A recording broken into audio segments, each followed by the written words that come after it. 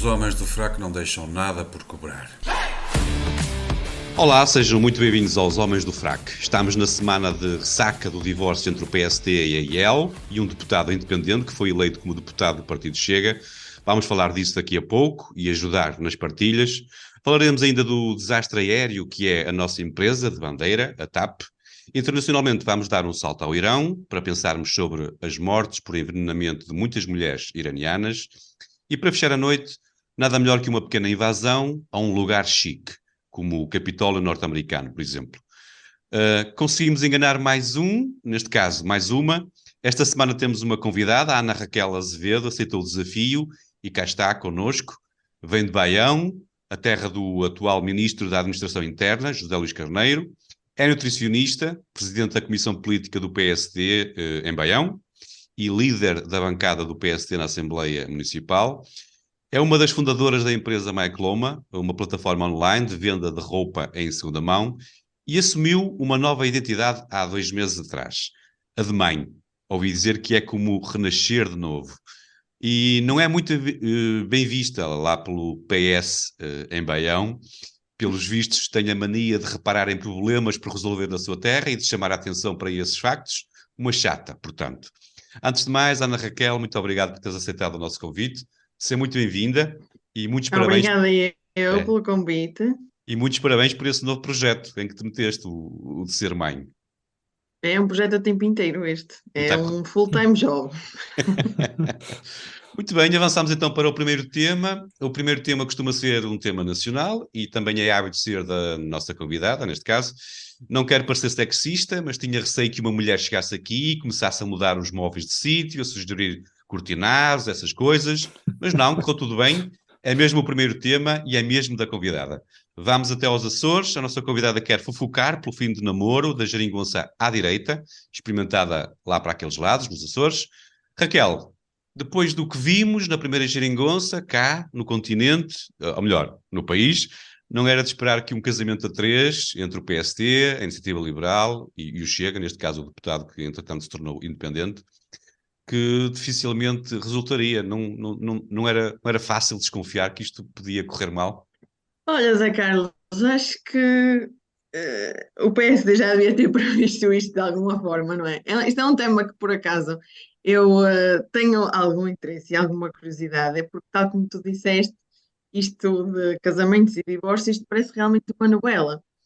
E eu olho para os Açores como um laboratório, não é, de experiências para aquilo que pode acontecer a nível nacional, não é? A nível e também do que pode acontecer na Madeira, porque as eleições na Madeira estão aí à porta e há quem diga que há algumas possibilidades de o PSD perder a maioria na Madeira. Por isso vamos ver também o que é que vai acontecer lá. Relativamente a este casamento, isto é uma longa história, é uma longa história e é pior que uma novela, e por isso eu peço aqui aos nossos ouvintes alguma atenção, porque isto chega até a ser complicado perceber o que é que está a passar nos Açores. Eu vou fazer aqui um pequeno resumo antes de comentar.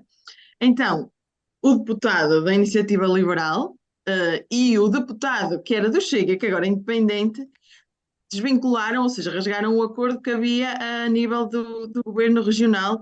Tudo isto, dizem eles, por causa da demissão do secretário regional da Saúde. Esse secretário regional da Saúde demitiu-se porque supostamente membros do governo do CDS andavam a meter-se no trabalho dele. Ou seja, o que é que acontece? Nem o próprio PSD estava muito contente com o trabalho dos parceiros, não é? Dos outros partidos, neste caso do CDS. Ora então, supostamente a iniciativa liberal diz que não pode estar a criticar aqui, a nível nacional, não pode estar a criticar a instabilidade do governo quando se passa a mesma coisa nos Açores e que não quer fazer parte dessa situação. E também fala em certas coisas que ficaram por cumprir, não, que não foram, que houve incumprimento da parte do PSD. Então, tanto a Iniciativa Liberal como o deputado independente da Chega rasgaram então o contrato, digamos assim, o acordo que havia entre as duas partes. Ora, agora há um impasse, porque o PS quer apresentar moção de censura, mas não sabe se passa. E o Chega, o deputado, ainda que sobrou ao Chega, não é? Que eles eram dois, esta é a parte da novela, eles eram dois e passou a um, quer apresentar uma moção de confiança, mas também não sabem se passa, e tudo depende do voto de quem? Do único deputado do PAN, ok? Vocês estão a Sim. acompanhar esta novela. Está mal. Ora, o que é que acontece? A iniciativa liberal diz que vai avaliar medida a medida, não é? Ou poderá não haver uma crise. Mas tudo indica que no próximo orçamento possa haver uma crise e o governo regional dos Açores possa cair. Ora, o André Ventura veio falar e disse que isto era tudo uma responsabilidade. Mas não sei se se lembram, em 2021, o André Ventura também queria rasgar este acordo. Só que o seu único deputado acabou por não acatar esta instrução. Ou seja, é mais uma brincadeirazinha, a André Ventura, que já estamos habituados também a nível nacional. Conclusão. Como eu disse, eu acho que os Açores são um laboratório daquilo que pode acontecer no país. E também vimos o atual presidente da Iniciativa Liberal, Rui Rocha, dizer no Congresso que para ele tinha traçado uma linha vermelha relativamente ao Chega, certo? Coisa que o presidente do PSD, Luís Montenegro, ainda não o fez. Como tu disseste inicialmente, não é? Eu sou do PSD, e sou, para quem não sabe, eu não apoiei o presidente Luís Montenegro, fui apoiante de Jorge Moreira da Silva, e um dos vários motivos que me levou a fazer isso foi exatamente por esta questão, porque eu acho que o presidente do PSD devia traçar uma linha vermelha em relação ao Chega, que foi exatamente o que a Iniciativa Liberal fez agora. Mas há aqui duas questões, não é? Porque já existia um acordo e acho que a Iniciativa Liberal também sai um bocadinho mal disto tudo, porque fica um bocado como irresponsável. E nestas coisas fica um bocado parecido ao Chega nesta questão da responsabilidade. Parece um partido imaturo, não é? Que assina o acordo num dia e rasga no outro. Acho que sai um bocadinho mal da fotografia. E não nos podemos esquecer que aconteceu, como tu disseste, e bem, na geringonça aqui.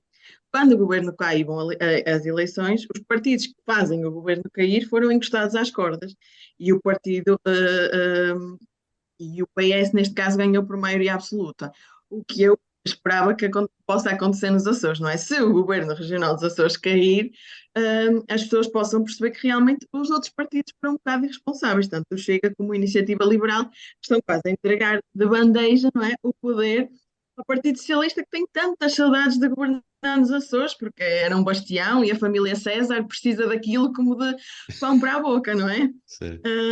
E eu acho que isto demonstra que o PSD tem que pensar bem na forma como vai comunicar também aqui, a nível nacional.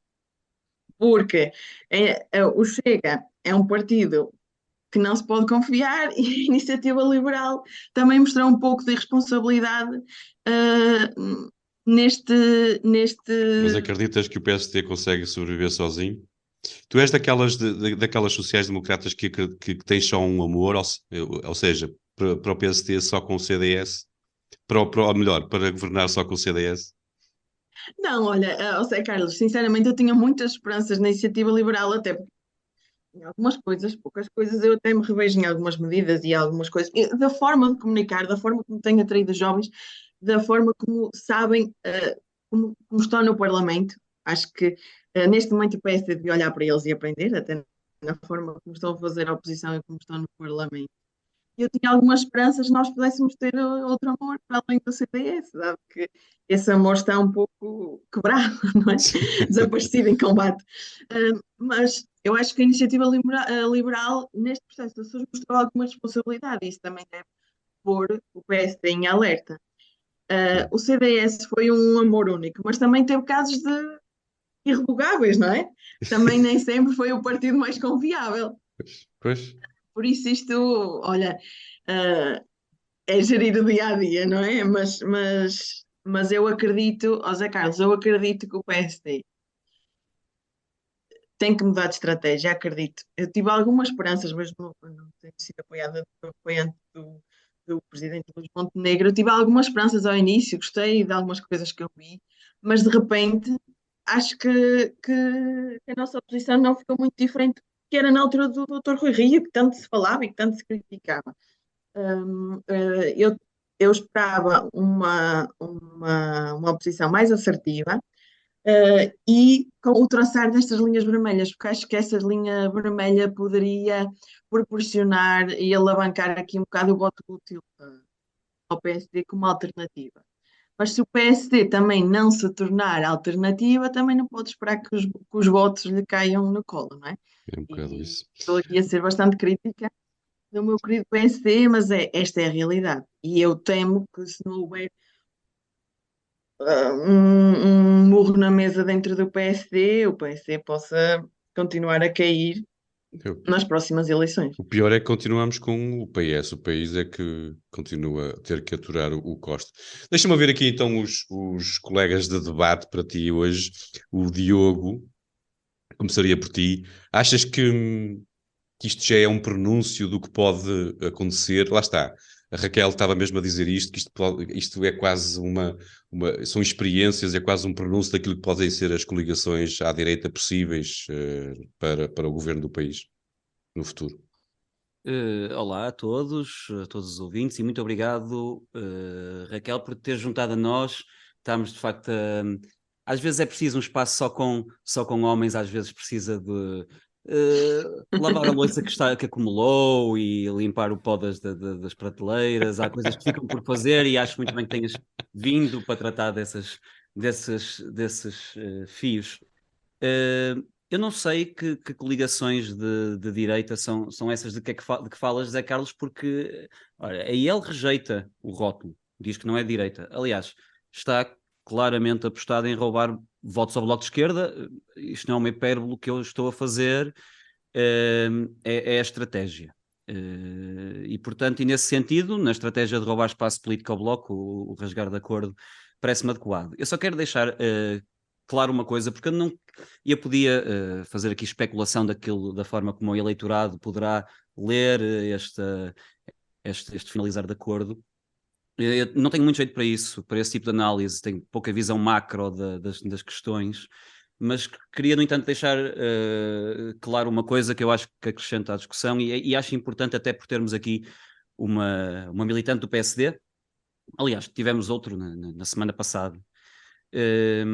E o ponto que eu quero fazer é este. Para mim, fazer acordos com o PSD para evitar o PS de governar não é uma condição que eu exijo à IEL. Aliás, a IEL, que adora a expressão linhas vermelhas e decretar essas linhas vermelhas, por mim, e eu disse-o repetidamente quando estava ainda na Iniciativa Liberal, da qual já me desfiliei, o cordão vermelho, o cordão sanitário, a linha vermelha, devia ser feita à volta, na minha opinião, à volta do Bloco Central do PS e do PSD. Tiveram décadas para expor a sua inoperância, a sua incompetência, para dizer o mínimo. Eu encaro o PSD, na maior parte dos casos, como uma versão semelhante ao PS, tirando alguma aparente seriedade no tempo de Passos Coelho, e digo aparente porque Passos Coelho parece-me um homem sério, mas isso não quer dizer que o aparelho seja, ainda que, vamos lá dizer a verdade, os escândalos do tempo do Passos Coelho eram o Miguel Relvas não tem um canudo, quem é que quer saber disso? Não interessa a ninguém. Esses eram os escândalos da época, bons tempos. Mas para mim, ainda assim, o PSD tem sido completamente cúmplice da forma negligente e corrompida como o país tem sido desgovernado, e nós acabamos de sair agora de um período de Rui Rio, que se gabava da sua proximidade a António Costa, ideológica, mas pessoal mesmo, e rejeitava ele próprio o rótulo de direita. Ele dizia-se de centro-esquerda. Mesmo em Lisboa fechou-se muito a saída de Fernando Medina e, na verdade, o que aconteceu foi que Fernando Medina foi promovido e Lisboa ficou com um pateta, um fantoche globalista. E depois há o Chega, que defende a tabulação de preços e controle estatal da inflação e coisas assim. Portanto, quando falas em coligação de direita, eu não vejo direita absolutamente nenhuma. Peço Agora, desculpa, então, mas isto tudo para dizer, isto tudo para dizer que eu não sou sensível ao argumento de que a IEL deve coligar com o PSD para evitar governação socialista. E eu sei que isto é uma opinião muito polémica dentro do meu círculo, e porventura terá a ver com a minha cegueira, não vou dizer cegueira, ignorância em relação a esta estratégia política macro, que eu admito que tenha que existir, mas não só não a tenho, essa visão, como não tenho qualquer tipo de interesse.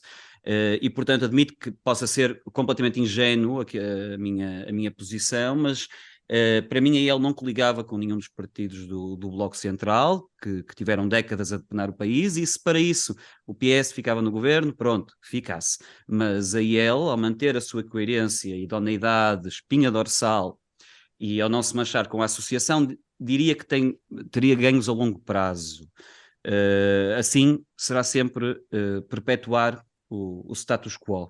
Mas, ainda assim, acho que há algumas questões, sem dúvida, a fazer, e o meu estimado Diogo Prates escreveu-se sobre isso muito bem no Observador, uma crónica sobre o assunto, e aconselho a leitura, e ele coloca de facto a questão pertinente, que é quando é que esse acordo não foi cumprido, em que circunstâncias, quando é que passou a não ser, e refere que de facto o deputado da IEL nos Açores esteve na convenção da Iniciativa Liberal a A gabar-se do dizer, acordo e a é gabar-se do quão verdade. bom, quão fantástico o acordo foi para o povo dos Açores, e como aquele acordo salvou a população dos Açores das garras do PS, e o quão melhor a população está agora.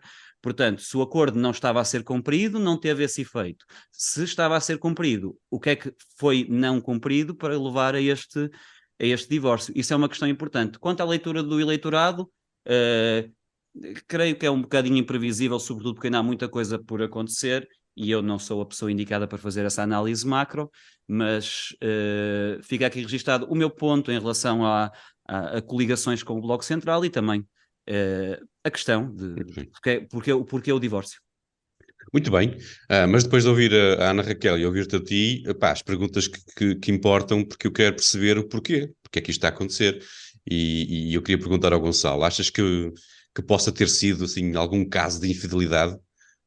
Quem é que achas que é a responsabilidade para este divórcio? Quer dizer, para quem é, eu ainda não percebi, ouvindo o Diogo e a Ana Raquel, eu não percebi, eu já percebi que foi o homenzinho da IEL, se calhar, mas ainda não percebi o porquê, porque é que isto aconteceu. E volto a perguntar, porque para mim é muito importante isto. Foi algum caso de infidelidade? Olá a todos e um cumprimento especial à Ana Raquel Azevedo por se juntar a este grupo mal frequentado, este antro de sexismo e misoginia. As minhas desculpas em nome do grupo antecipadas pelo que vai acontecer daqui para a frente. E o que já Bem, aconteceu, e o que já como já aconteceu. aconteceu, pois, é isso. Como na maioria dos divórcios, a responsabilidade é repartida e podíamos aqui debater quem tem mais culpa, quem é que traiu mais, quem é que era pior na cama. Essas discussões são todas importantes. É sempre importante debater essas coisas. Mas assim como nos casamentos, quando existem dependentes envolvidos, é preciso pensar menos no próprio umbigo e mais nas responsabilidades que se tem. O povo dos Açores deu uma maioria aos partidos de direita e devia ter havido um sacrifício maior para que a coligação se mantivesse, até porque poder-se-á ter perdido uma oportunidade única e os açorianos poderão sentir que não há estabilidade política fora do PS. Se numa próxima eleição a direita for varrida do Parlamento açoriano, não podem culpar mais ninguém para além de si próprios. Já se falou aqui um pouco nos problemas potenciais a nível nacional, ou nas antecâmaras que isto poderá depois levar. Bem, para quem é de direita, às vezes parece não saberá nada para além do PSD, porque para votar em partidos preferem entregar o poder ao PS, e eu aqui se calhar estou em desacordo com os meus dois camaradas, porque para mim existe um inimigo, um adversário, mas um inimigo também, alguém que tem feito mal deste país, que é o Partido Socialista. O Chega está aqui há 3 dias, a Iniciativa Liberal há 4, e nenhum deles causou o dano ao país que o Partido Socialista causou. Portanto, para mim, o grande objetivo de qualquer partido que se senta naquela Assembleia é tirar o PS do poder. Mas infelizmente parece que só o PSD é capaz, ou pelo menos até o momento tem sido capaz de garantir às pessoas que há uma capacidade para ser uma maioria de direita, que são adultos, têm muitos defeitos, são muitos defeitos, podemos fazer aqui 3 ou 4 programas só a falar dos problemas do PSD, mas pelo menos consegue Convidem, por governar. favor. Com certeza, consegue governar e consegue levar um mandato até ao fim. Os meus camaradas já falaram aqui da maioria dos pontos que eu trazia, Eu queria só fazer aqui uma nota lateral, e já que estamos a falar em partidos de direita, também para não estarmos sempre a mal dizer, foi recentemente oficializado o partido Movimento Nova Direita, que é liderado pela Ossanda Libera, ex-vice-presidente do partido Aliança.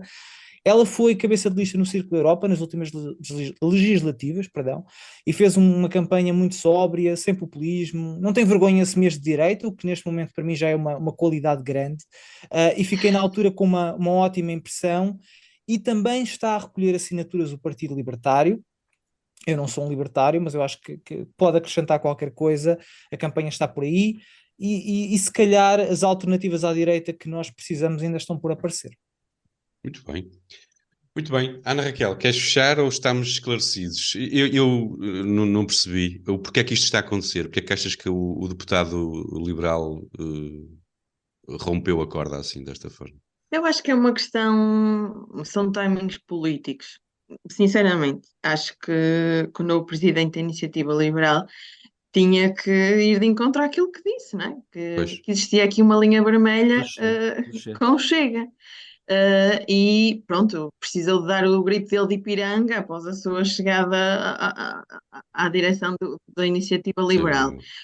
Oficialmente dizem que o PSD não cumpriu. Eu fiz uma pequena pesquisa e ainda não consegui perceber muito bem o que é que na realidade não cumpriu, mas acredito que também não terá falhado em algumas coisas. Como alguém disse bem, a falha é sempre das duas partes, não é? Quando existe um divórcio. Mas eu acho que são questões meramente políticas e para o Rui Rocha, se calhar o timing agora era o ideal Era e agora. precisava aqui bater com o punho na mesa.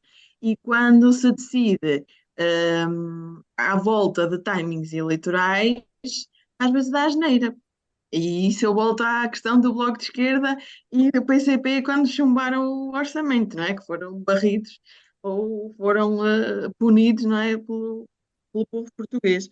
Vamos ver o que acontece nos Açores. Estou expectante, não é? O governo ainda não caiu, até pode correr tudo bem.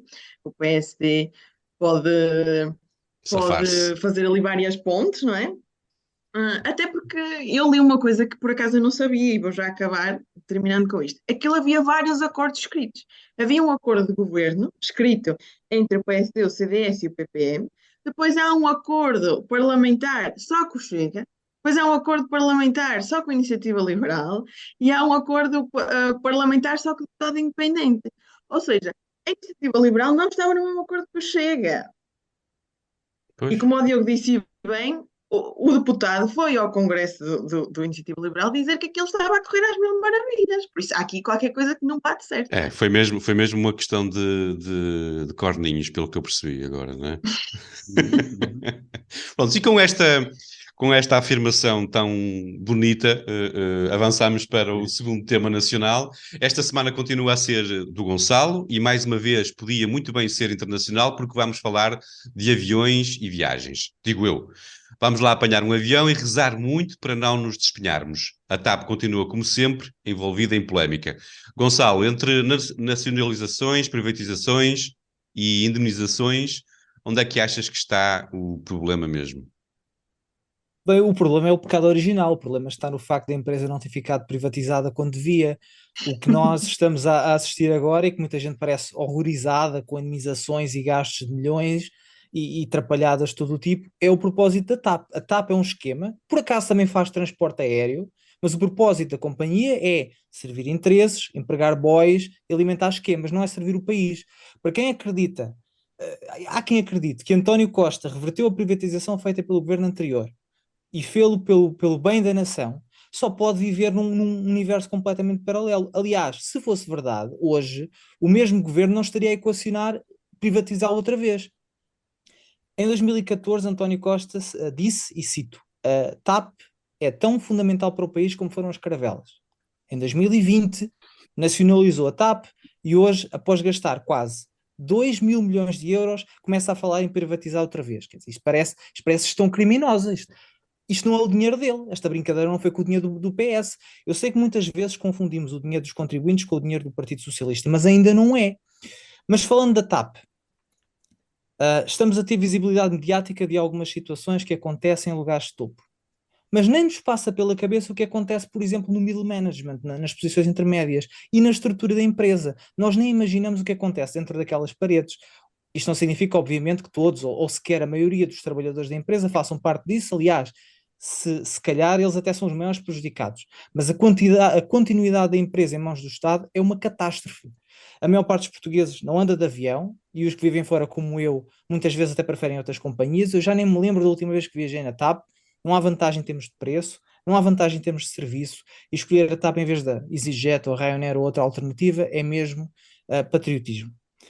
Para concluir, ouvem-se alguns argumentos sobre a necessidade de manter a companhia na gestão pública. Para não me esticar muito, pego só em três e de forma muito resumida. O primeiro é que há vários países europeus com participação em companhias aéreas. Para começar, ter uma participação não é ter 100% da empresa, que é o nosso caso. E embora eu goste muito dos países do centro e norte da Europa, não é por acaso que eu vivo cá, nós não estamos na mesma condição. Portugal é um país pobre, com muita gente pobre. Muitos portugueses passam a vida sem consultar um dentista, esperam-se anos por operações e consultas de especialidade, e antes de falarmos na necessidade do Estado de ter aviões, devíamos começar pelos básicos. O segundo argumento mais comum é que, sem a TAP, arriscaríamos ficar sem serviço aéreo. Isto está quase para rir. Até a Coreia do Norte tem empresas privadas a voar para lá. Esta ideia de que sem a TAP ficaríamos isolados do resto do planeta não tem base em nada. Até as ilhas têm bastante oferta por parte de operadores privados, e mesmo que fosse preciso contratualizar, mesmo que fosse preciso o Estado pagar por esses serviços, ficaria muito mais barato fazê-lo do que manter uma companhia inteira. O terceiro argumento é, então, e os trabalhadores? Bem, ninguém pode ficar indiferente aos milhares de pessoas que trabalham de forma direta e indireta para a TAP. E claro que a solução tem que procurar acomodar o melhor possível os interesses dos trabalhadores. Mas dito isto, o país não pode andar a mandar dinheiro para um buraco negro apenas porque a empresa tem trabalhadores. Tínhamos a Portugal Telecom, tinha trabalhadores, a EDP tinha trabalhadores, muitos ficaram, muitos decidiram sair, muitos provavelmente foram convidados a sair. Agora, a ideia de que devemos manter uma empresa apenas porque tem trabalhadores é fazer pouco do resto do país. O português que ganha 900 euros de salário e nunca viajou de avião não tem que pagar o salário de um funcionário da TAP. E mesmo que a preocupação fosse os funcionários da TAP, o que mais uma vez eu digo, não é. O dinheiro que lá queimámos nos últimos 3 anos dava para oferecer indenizações fantásticas a toda a gente, dava para reformarmos todos os funcionários da TAP. Agora é tarde e aquilo tem que ser privatizado ontem, não há alternativas. Muito bem, e despenhaste mesmo, acabaste assim de uma forma, até fiquei Foi agora... Foi tipo avião. Até me assustei. Aproveito para passar então queria perguntar à Raquel, que tipo de bandeira é que tu achas que a TAP é? Olha, Zé Carlos, em primeiro lugar, quero dizer que concordo em absoluto com o Gonçalo. Isto devia ter sido. Aliás, isto nunca devia. É preciso privatizar para ontem, porque já não deviam ter mexido nisso lá para trás, não é? É uma coisa inacreditável. Acho que António Costa só queria apenas reverter tudo aquilo que o Passos Coelho tinha feito, basicamente, é o que eu acho que era o objetivo dele. Eu acho que a TAP é uma bandeira pirata, porque quando tu vês uma bandeira pirata em alto mar, tu já sabes que vai ser roubado, não é? Por isso eu acho que a TAP é uma bandeira pirata, porque todo o dinheiro que nós metemos lá, nós nunca mais vamos ver onde estão daquilo. E depois pode haver a greve da CP, pode haver a greve dos professores, pode haver os bancos e não sei o quê. Aquele dinheiro, para ali, há sempre dinheiro, independentemente daquilo que aconteça ou não. É por isso que eu concordo com o Gonçalo, aquilo é um antro, não é? De lugares para o Partido Socialista. E eu acho, sinceramente, que é muito urgente resolvermos esta questão da TAP. E isto, sinceramente, isto ainda não vai ficar por aqui. Eu acho que ainda vamos descobrir muito mais, porque agora a senhora diretora CEO vai meter estado em tribunal e vamos descobrir, se calhar, muita coisa ainda, não é? Aqueles avisos do presidente Almedina terão a ver com a TAP? Eu acho, sinceramente, o Marcelo nem sempre as diz certas, mas acho que essa diz muito certa. Muito certo. Eu acho que ainda vai, opá, independentemente de ser Medina ou o retirado Pedro Nuno Santos, não é? Eu acho que ainda vamos descobrir muito mais coisas do que se passou ali. Mas, não se esqueça de uma coisa: se eles a mandaram embora, é porque acharam que isso era um mal menor dentro daquilo que pode acontecer, não é? Por Pois. isso, eles pensam naquilo que estão a fazer. mas acho que acima de tudo é urgente resolvermos esta Muito bem. questão. É o dinheiro, é a exposição, é tudo. É uma vergonha, a TAP é uma vergonha nacional. Muito bem. Diogo, achas possível que a TAP vir a ser uma empresa a sério? Vir a ser na medida em que nunca foi, ou porque a TAP, o Gonçalo usou a imagem do buraco negro, é mesmo isso, é um sugador compulsivo de dinheiros públicos. Eu estou E com a uma Ana camisa. Raquel da bandeira pirata. Bem, da bandeira pirata foi sem dúvida o indicado, a empresa de bandeiras, agora já sabemos exatamente qual é a bandeira. Eu estou como o Camilo Lourenço, deem-na, vêem-se livros dela. Não deixem-na ali à beira do contentor, alguém há de recolher, mas livrem-nos dessa máquina trituradora, porque o ponto que eu ia fazer é precisamente o ponto que fez o Gonçalo, que é a suposta ortodoxia e pureza ideológicas que estão na origem da reversão da privatização e da manutenção da TAP nas mãos do Estado. Essa ortodoxia e essas razões ideológicas são merda. O sistema quer a TAP alimentada a dinheiros públicos porque há uma rede de camelos, uma rede de amigos, de interesses comuns que tem que ser alimentada, e nada disto tem a ver com princípios de organização de sociedade ou pilares políticos ideológicos. A TAP tem que ser pública porque funciona como uma lavandaria, daquelas lavandarias que não lavam roupa, aquelas lavandarias do Heisenberg em Breaking Bad. E nós sabemos que tudo começou, ou não é tudo começou, enfim, mas este novo descobrir de novos factos começou no escândalo da Alexandra Reis, mas é efetivamente a ponta do iceberg. E quando eu falo em rede de interesse e de amigos, nem falo em rede de amigos, falo em rede familiar, se não reparem. Não só a mulher de Medina estava envolvida com a TAP, como esteve envolvida na compra de aviões. Isto é um caso muito interessante, porque foram comprados mais de 50 aviões, mais de 50 aeronaves para a TAP, em que o valor do leasing foi pago 20% acima do valor do mercado. Repito, para cada avião. Isto, 1 milhão para cada um, ou assim. Para onde é que foi esse dinheiro? Quem é que ficou com esse dinheiro? Quem é que o tem? Eu não tenho. Receberam-no na conta. Agora parece que acontece às pessoas caírem dinheiro na conta e não saberem, mas na minha não foi. Alguém ficou com este dinheiro. Quem é que ficou com este dinheiro? Aparentemente a mulher de Medina estava envolvida na compra, e mais interessante é que a mulher de Medina, quando se demitiu, a quando da nomeação do seu marido para Ministro das Finanças, ela foi substituída por uma mulher que foi escolhida pelo currículo e pela competência. Acontece que é mulher de João Tiago Silveira, antigo secretário de Estado e porta-voz do PS de José Sócrates. Portanto, este esquema, esta rede não, é uma rede, como já estamos a começar a ficar habituados no PS António Costa, uma rede familiar. E depois, claro, quiseram culpar a gestão privada da TAP, quando na verdade nunca deixaram de lá ter administradores. E portanto, quando nos vierem com a ideia de que temos que ter uma companhia pública, mesmo que ninguém use aquela merda e que dê terríveis prejuízos, e que temos que o manter por uma questão de ortodoxia ideológica, não acreditem, porque esses jornalistas, esses opinion makers que andam a escrever grandes artigos a justificar a manutenção, estão a fazer a apologia de gente que se está cagando para o interesse estratégico da TAP, como é óbvio. O interesse estratégico é para o país, não é para o país, é para o bolso deles e para o bolso da família. É um polvo, é uma empresa de bónus e de lavagem de dinheiro, e a única solução é deixar ali à beira do contentor e esperar que alguém o recolha o mais rapidamente possível. Prontos, afundámos a TAP, e eu vou avançar, exceto que alguém tenha só um pontinho para dizer, mas acho que está tudo dito, não é? Infelizmente. E depois de uma viagem de avião, claro que chegámos aos temas internacionais, e desta feita à da nossa convidada, que é um tema demasiado sério para eu conseguir brincar com ele. A Ana Raquel Azevedo quer falar no envenenamento de mulheres e meninas no Irão. Na semana passada todos nos lembrámos do Dia Internacional da Mulher. Posso ser eu, que sou um distraído e insensível, mas tenho a ideia de que o mundo da esquerda identitária não se tem preocupado muito com esta verdadeira coragem, a coragem das mulheres iranianas. E eu começava por ti, Ana Raquel. Eu não sei se era porque querias pegar, mas de qualquer forma, porque é que achas que isto acontece? Não, eu posso começar por aí, porque acho que isso também é um tema interessante. Há aqui sempre estes aspectos, não é? Que são os temas da esquerda e o tema da direita, e eu costumo dizer que, dado hoje nomenclaturas mais usuais, eu sou a rapariga da direita que gosta de falar de temas da esquerda. Costumo dizer isso.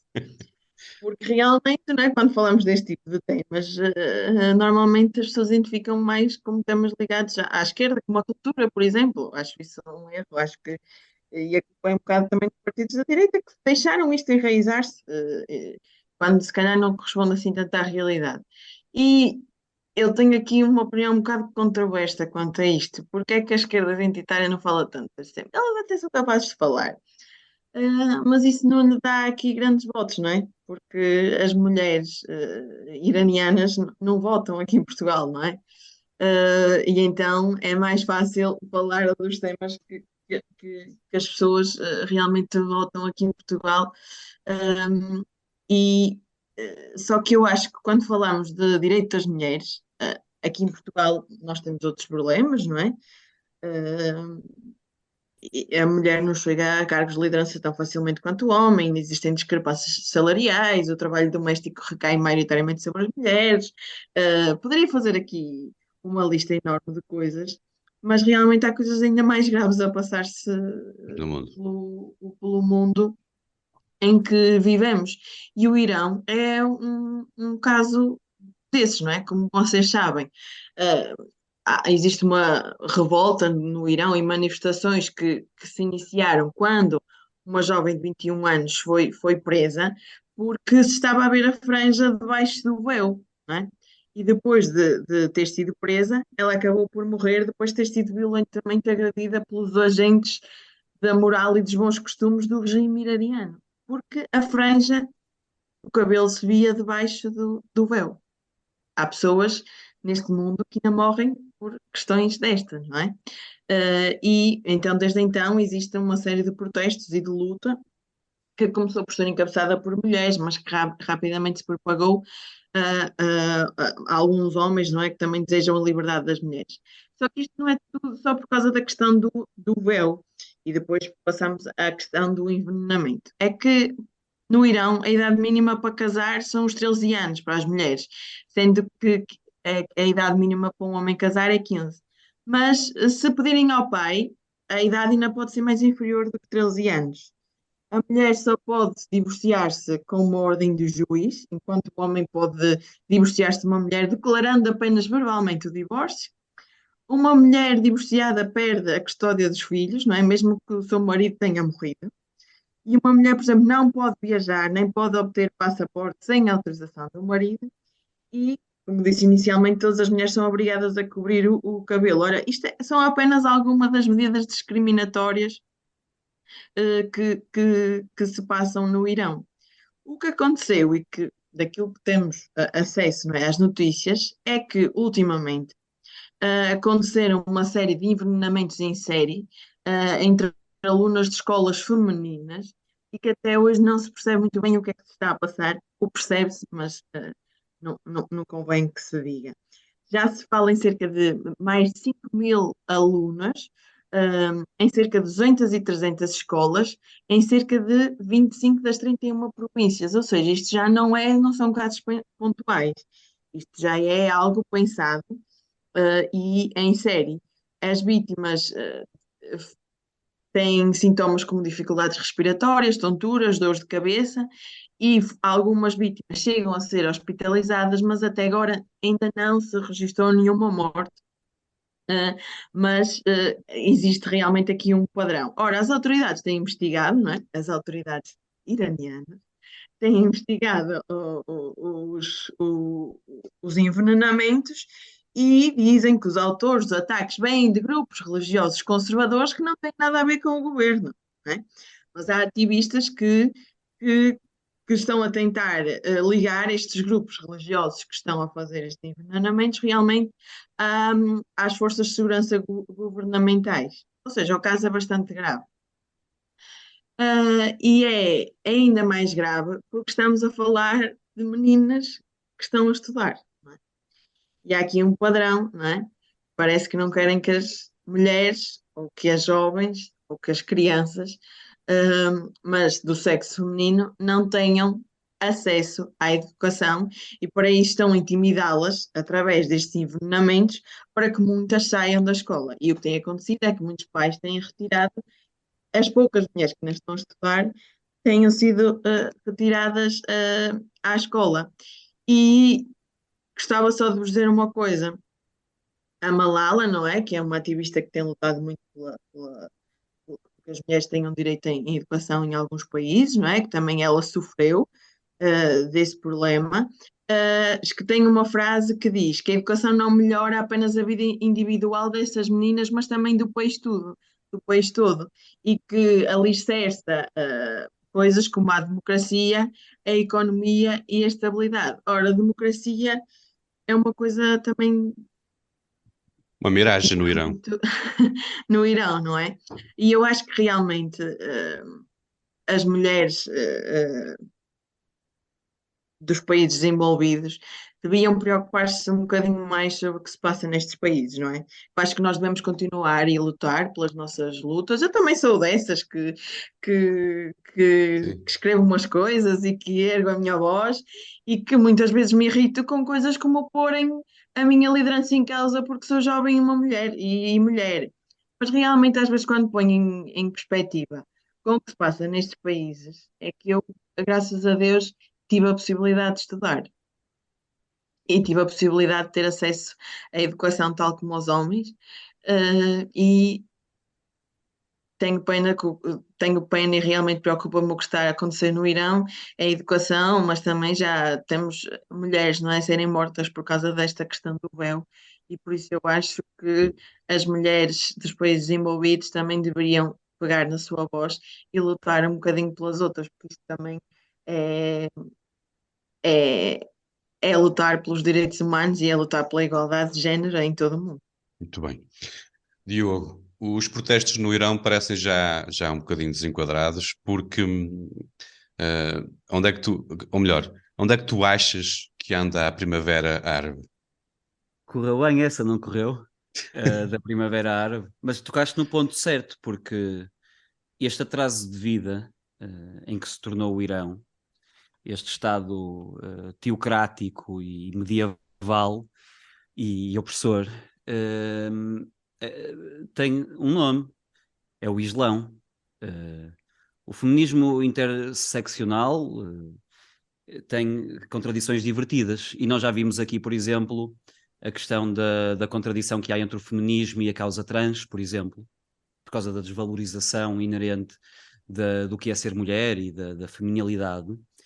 E temos agora aqui outra contradição interessante. O feminismo colocou-se constantemente, e agora já passou um bocado de moda, mas houve um período, o período dos atentados na Europa e o período da imigração em massa de países muçulmanos, que continua, na verdade, nós não sentimos tanto aqui em Portugal, mas pela Europa continua a aumentar bastante a população islâmica. E os feministas gostam de se colocar do lado dos muçulmanos porque os percepcionam como vítimas, e o interseccionalismo pretende dividir a sociedade entre vítimas e opressores. Ora, para as feministas ocidentais, esse opressor é o homem branco heterossexual, não é? E no outro grupo estão todos os outros, que são percepcionados como vítimas desse homem branco. O problema é este. Este interseccionalismo agrupa no mesmo grupo pessoas que se odeiam umas às outras, odeiam-se de morte. Muçulmanos odeiam gays de morte, querem matá-los. Nem sequer um trans, nem sei. Eu acho que se falarmos com um muçulmano ortodoxo de um transexual, ele tem um AVC à nossa frente, ou assim. Nem sequer lhe cabe o conceito. Portanto, ou até um cristão ortodoxo, não é? Sim, ainda que haja relevantes diferentes entre, e eu já o disse aqui, anunciei várias vezes, sou ateu, sou em Graças grande a medida Deus. anti-Igreja Católica, mas eu consigo reconhecer que há uma grande diferença canónica, teológica, entre uma religião e a outra. É preciso ver, por exemplo, que o Irão, antes da Revolução de 79, era um país aberto, era um país pró-Ocidente, As mulheres andavam de mini saia, iam a concertos de rock, fumavam e não sei o quê. Isto em 79. E de um ano para o outro o país tornou-se a Arábia Saudita. E o que é uma pena, porque ainda para mais as mulheres persas são mulheres geneticamente abençoadas, têm bons traços faciais, e portanto o Islão tomou o poder e destruiu uma cultura ancestral, uma das culturas mais antigas do mundo, uma cultura maravilhosa, que foi completamente destruída pelo Islão. O Islão é uma cultura opressiva, violenta, que mata mulheres e meninas porque não casam corretamente ou porque têm a ousadia de estudar. Acontece que isso não cabe na cabeça, muitas vezes, destas feministas interseccionais. Muito é por causa de uma coisa chamada taquia. A taquia é uma doutrina islâmica que permite mentir para ganhar a confiança dos infiéis e torná-los vulneráveis a promover a mensagem islâmica. E claramente houve muita gente a ser vítima disto. O Islão não é compatível com a liberdade que é intrínseca à cultura do mundo ocidental, mas querem nos convencer ainda assim que a imigração em massa de pessoas vindas do mundo islâmico não terá repercussões para as mulheres, e quem diz mulheres diz, por exemplo, homossexuais, no mundo ocidental. A verdade é que já está a ter, e nós aqui em Portugal não temos tanto essa noção, mas em países como Alemanha, França, Suécia, o Islão é um problema social. E só terminar fazendo este último ponto, de que grande parte da apologia do Islão provém do mito de que a esmagadora maioria das pessoas que moram nos países muçulmanos são moderados, nem sequer que ligam muito à religião, não querem muito saber disso. E quem já conheceu pessoas muçulmanas e travou com elas sabe perfeitamente que há certos assuntos que são completamente tabu, há certos assuntos que eles nem sequer concebem, e eu nem sequer estou a falar de ir até aos Emirados e falar com os locais. Eu estou a falar de muçulmanos que conheci na Alemanha, por exemplo, e não eram todo ortodoxos, bebem álcool, vivem uma vida ocidental, levam uma vida ocidental, mas se lhes falarmos de casamento, nem é de casamento, da homossexualidade no geral, em direitos das mulheres, ou seja, de porque é que a mulher havia de ser cidadã de segunda categoria, isso não faz qualquer tipo de sentido, há ali um bloqueio mental enorme nesse tipo de discussões, mesmo das pessoas mais, supostamente, já mais ocidentalizadas. Este ponto tem que ser feito porque parece que estamos a escamotear e parece que estamos a atribuir, e também é por isso, muito por causa disso, não se fala neste assunto, mas parece que estamos a atribuir esta opressão das mulheres aos homens e à opressão masculina, quando na verdade essa opressão é uma opressão islâmica, porque nós não a vemos cá, por exemplo. É preciso dizer isto: o Islão não é compatível com o Ocidente. Aqui isto não tem nada a ver com as pessoas que vêm dos países maioritariamente islâmicos. É uma questão cultural extremamente antagónica e extremamente perigosa para as minorias no Ocidente. Deixa-me ouvir então o Gonçalo.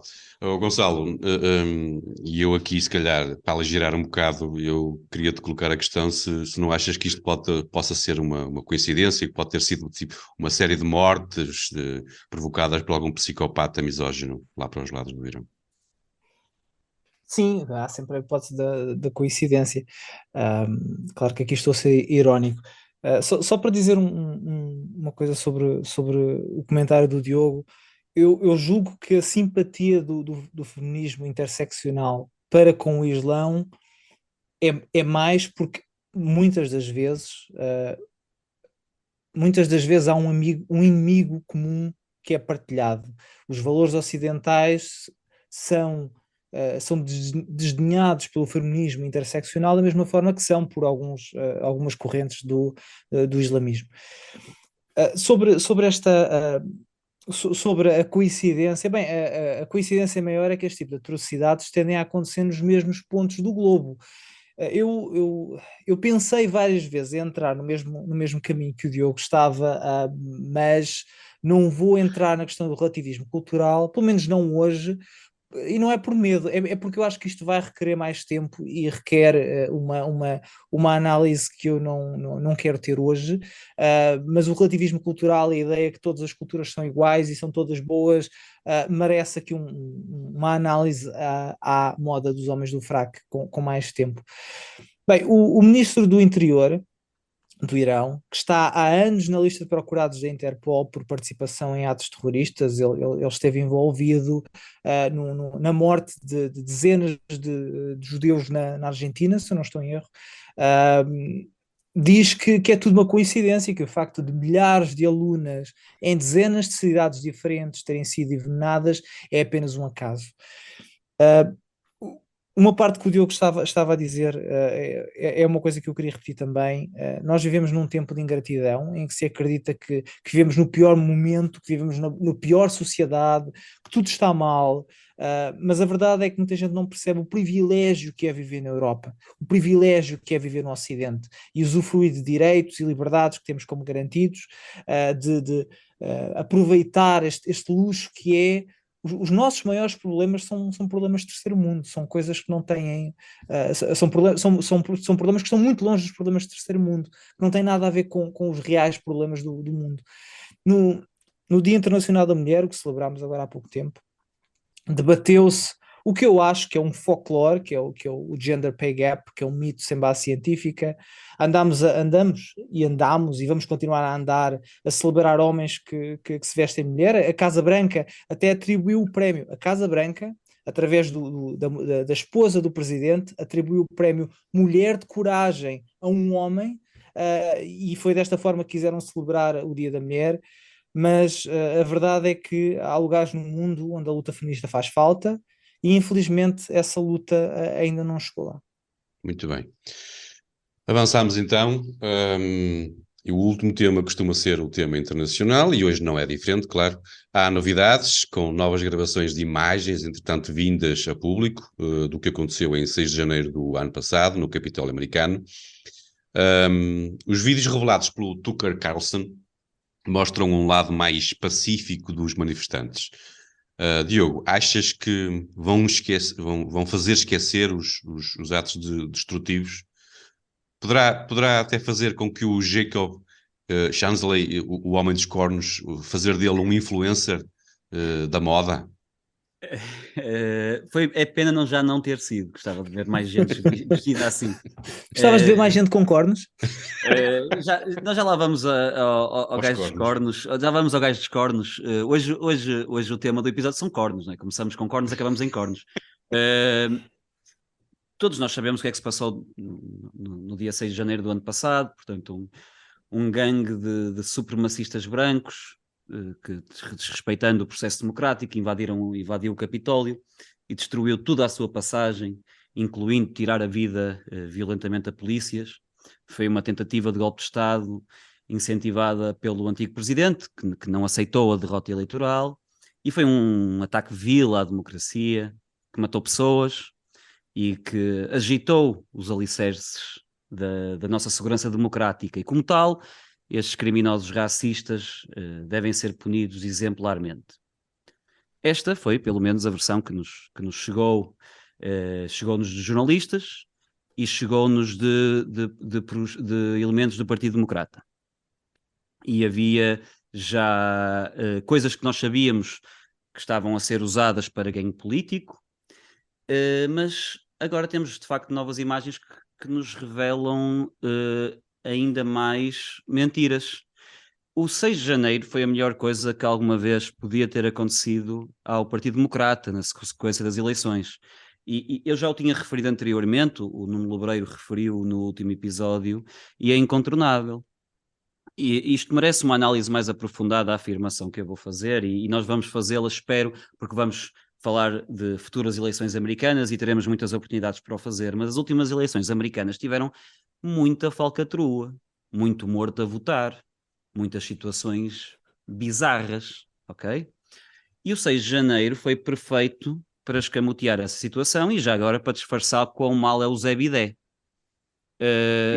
O sinal que não é hard evidence de que houve ali qualquer coisa que não cheira muito bem é Joe Biden, Zé Bidé, ser o presidente mais votado da história dos Estados Unidos. Não, ninguém acredita nisso. Não, e dizem, mas foram votos contra o Trump. Não, Trump era mais popular do que era na primeira eleição que ganhou. Nunca nenhum presidente americano foi apoiado tanto pelas minorias étnicas, e Biden nunca iria ter mais votos do que Obama logrou ter na sua primeira eleição. Não me lixem. O que é que as novas eleições, desculpem, as novas gravações mostram? Duas coisas muito importantes. A primeira é que nós vemos os manifestantes, incluindo o gajo dos cornos, do QAnon, o QAnon chama, não é? O chama, QAnon chama, a ser guiado ao longo do Capitólio por polícias que estavam a conviver com os manifestantes. Não só abriram a porta do Capitólio, coisa que nós sabíamos já que tinha acontecido, como estavam lá dentro, juntos, a fazer uma visita guiada e a abrir portas e a mostrar sítios. Isto parece surreal, e que se calhar quem está a ouvir e não sabe da história acha que eu estou aqui a inventar para defender uma narrativa.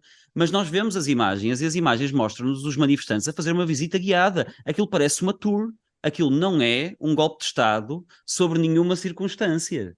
E depois ficamos a saber uma coisa ainda mais grave.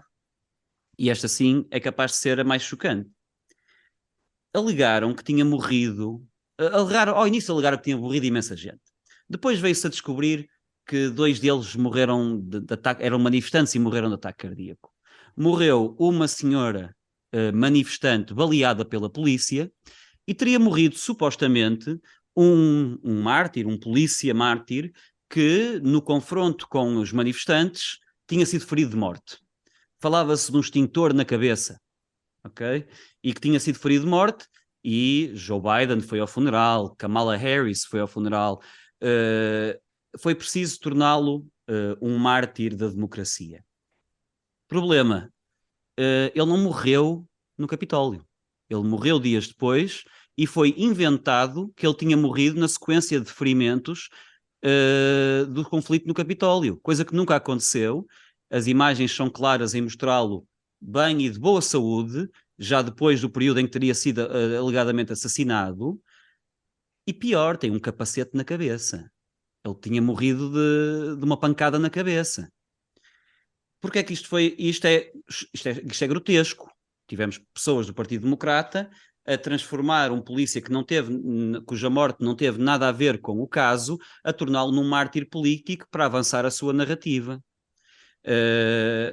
Ou seja, porque é que nos mentiram? O que há a retirar neste caso, de facto, é que aquilo que nos quiseram fazer parecer que era um ataque sem precedentes à democracia, ilustrou, na verdade, que esse ataque sem precedentes à democracia está a ser feito, mas é pelo Partido Democrata.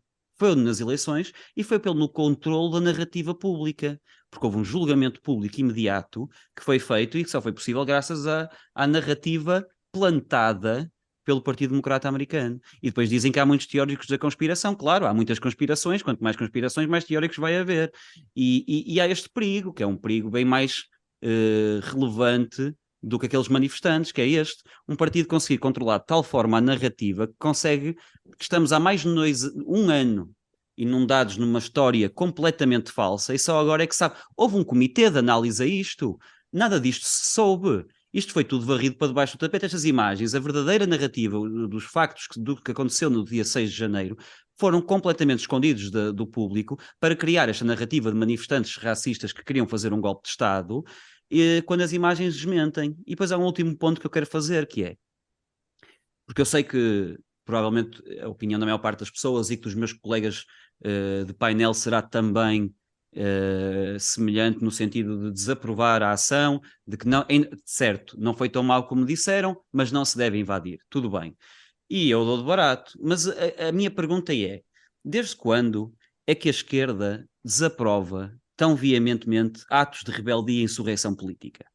Portanto, a extrema-esquerda, está a considerar a invasão do Capitólio, está a considerar que merece ser severamente punida, porque temos que preservar as instituições e que a polícia devia agir forte sobre os manifestantes e que eles devem ter penas exemplares.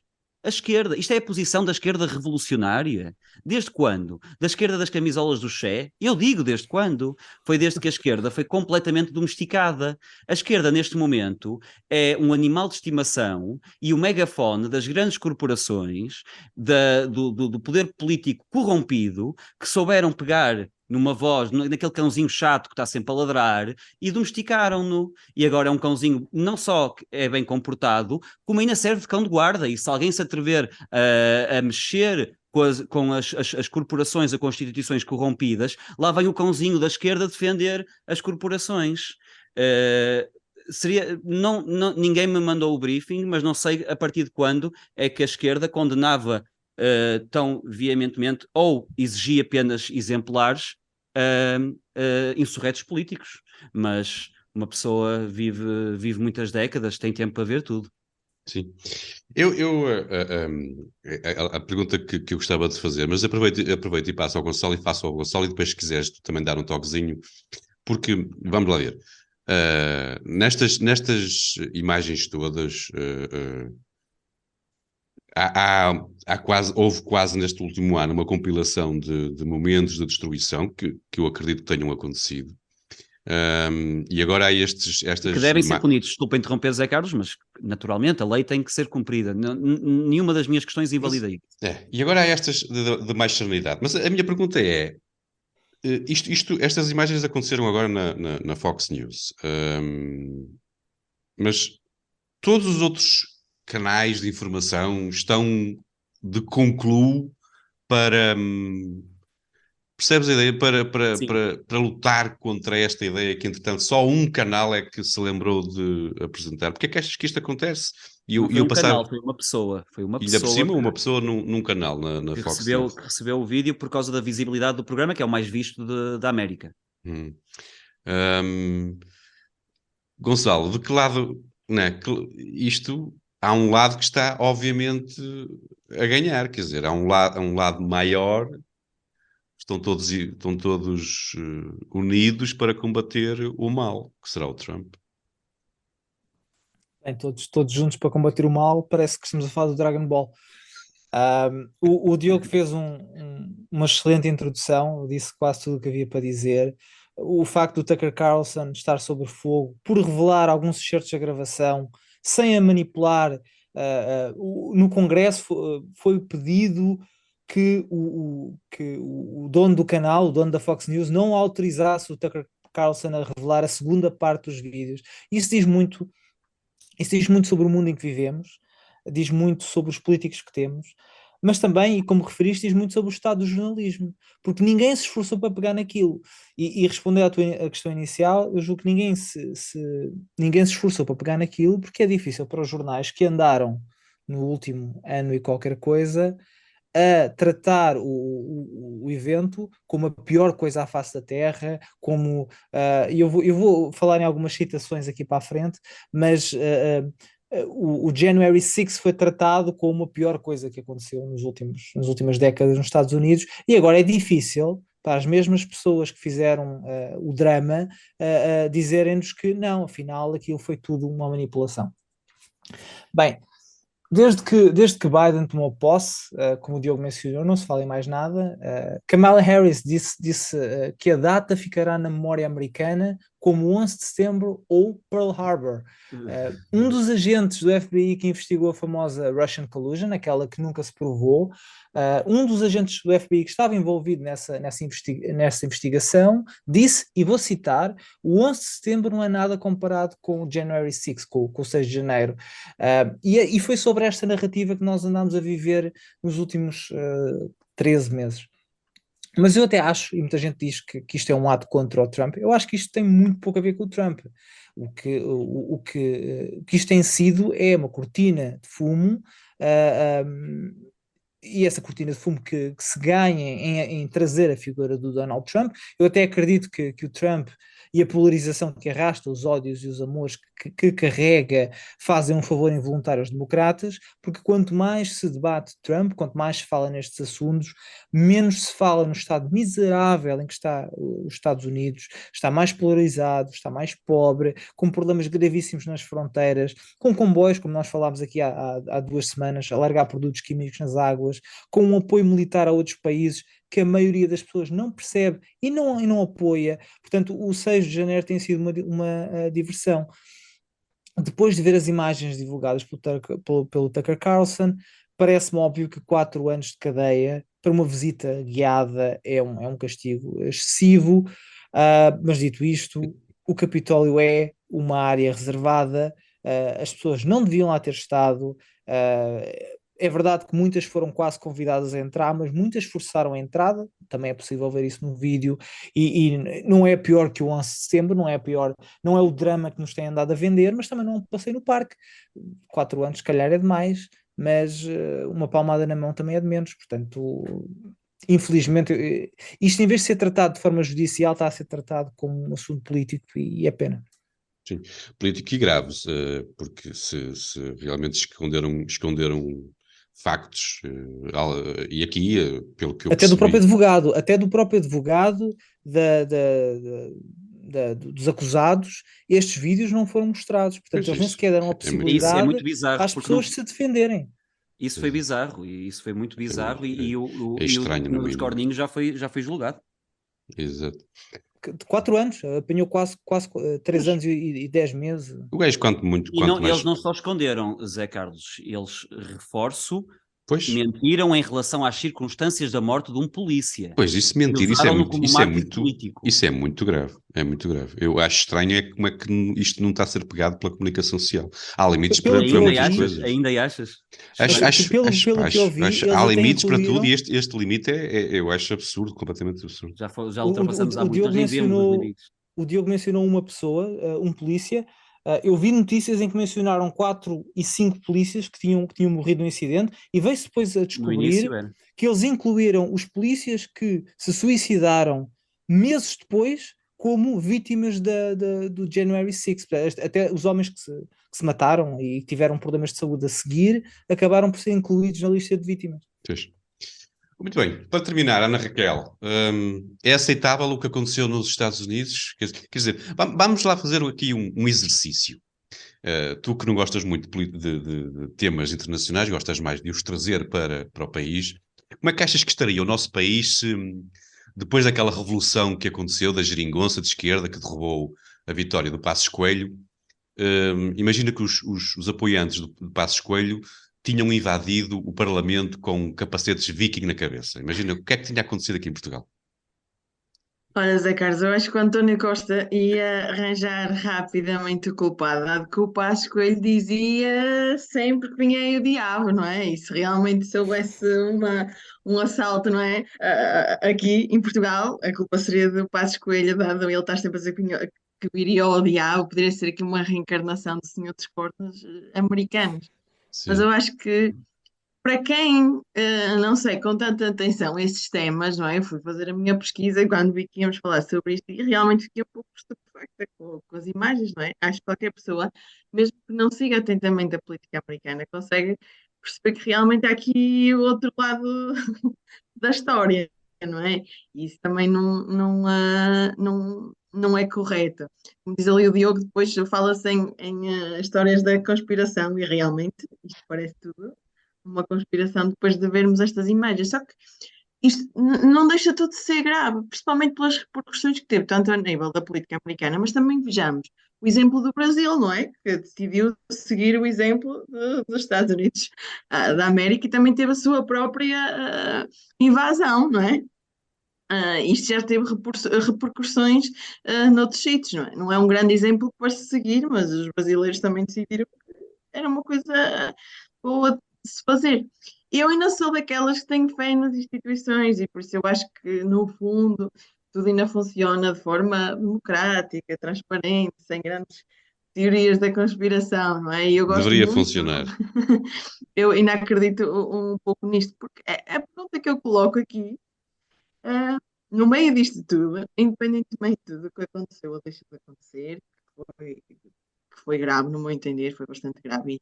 E eu só quero deixar aqui uma pergunta para vocês que seguem atentamente a política americana. Eu só estou preocupada é que o Joe Biden se volta a candidatar, porque aquele senhor mostra claramente que a idade dele já não permite. Eu estou a ficar preocupada porque quase me parece que estão a obrigar o homem a candidatar-se. Ele já vi alguns vídeos que o senhor mal anda em algumas situações. Por isso, essa é a pergunta que eu deixo aqui no ar. Muito bem. Fechamos assim com este. Eu não sei como é que é de catalogar, como é de adjetivar esta tua questão. Estás preocupada com os mais velhinhos. Com a Pronto, saúde do ok. senhor, com a saúde do Com senhor, porque a saúde realmente do ele senhor. fala em candidatar-se e eu estou preocupada. Muito bem. Estamos todos preocupados. Estamos... Ok. Chegamos ao fim do 8º episódio. Eu sei que pareço chato, e se calhar até sou mesmo, mas deixem-me lembrar que estamos nas redes sociais, no Facebook, no Instagram, no Twitter, no TikTok, no YouTube, no Locals, no Rumble. Estamos e temos tudo em todo lado ao mesmo tempo, como o grande vencedor dos Oscars deste ano. Deixem lá o vosso comentário, a vossa crítica, a sugestão. A gerência daqui agradece. Claro que para nos ouvir juntinho à orelha estamos sempre nesta plataforma de podcast, onde nos está a ouvir agora, portanto continuo, ou mesmo no YouTube, se às vezes andar por lá viajar, também andamos por lá. A todos que já subscreveram, muito obrigado. Se é a primeira vez que nos ouve, subscreva, deixe um like, habilite-se a um prémio monstruoso que nós iremos anunciar dentro de uns meses ou de uns anos, daqui a uns tempos. A Ana Raquel Azevedo, muito obrigado por esta visita. Até Obrigada breve. eu mais uma vez pelo convite. E quando quiserem, venham a Baião, não se esqueça. Para comer na Tasquinha do Fumo, isso aí, olha, é só marcar. Ao Zé Carlos. Muito bem, os Homens do Fraco voltam para a semana. Até lá, boa semana para todos. Um Até para a abraço. semana.